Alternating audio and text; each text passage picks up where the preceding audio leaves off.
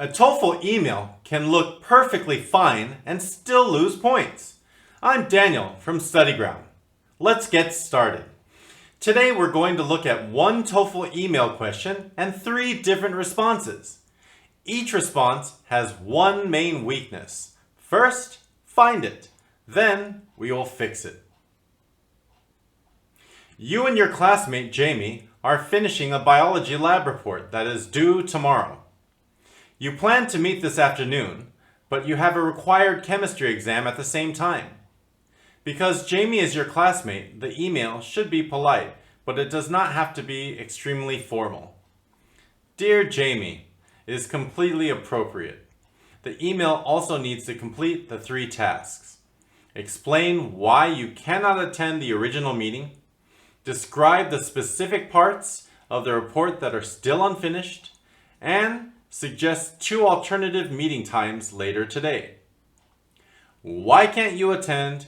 What work is unfinished? And when can you meet? Let's look at the first response. Find it and fix it. TOEFL Email Edition. Can you find the problem?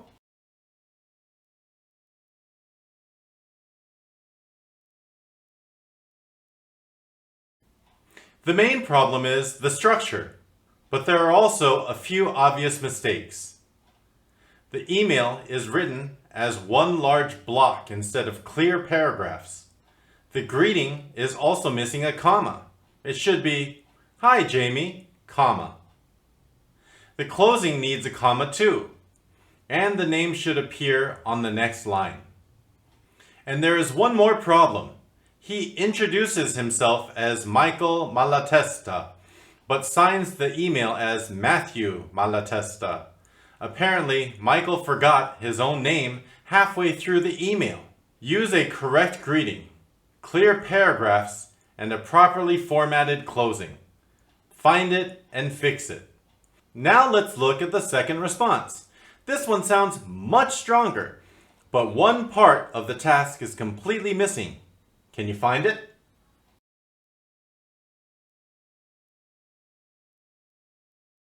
Michael explains why he cannot attend the meeting. He has a required chemistry exam. He also explains which parts of the report still need to be completed. The results section, the graphs, and the conclusion. But he completely misses the 3rd bullet point. He does not suggest 2 alternative meeting times. The email sounds good, but it is still incomplete. A simple sentence could fix it. Would you be available to meet at either 6 p.m. or 8 p.m.? Before submitting, check every bullet point. Good grammar cannot make up for a missing bullet point. Find it and fix it. If this is helping, subscribe for more Find It and Fix It videos. Now let's look at the third response. This student technically answers all 3 bullet points.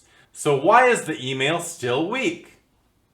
Take a few seconds and find the problem.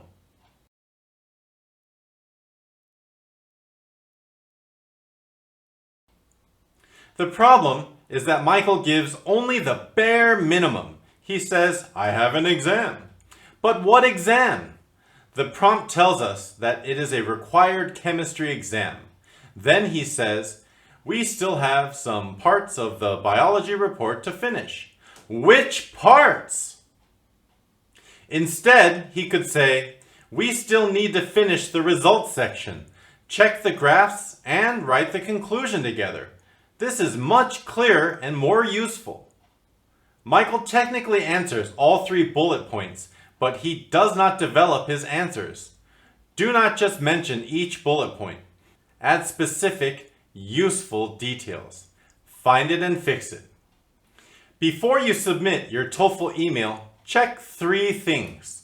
First, check the structure. Use a correct greeting, clear paragraphs, and a properly formatted closing. Second, answer every bullet point. Do not skip one because you are running out of time. Third, add enough details. Do not give only the bare minimum.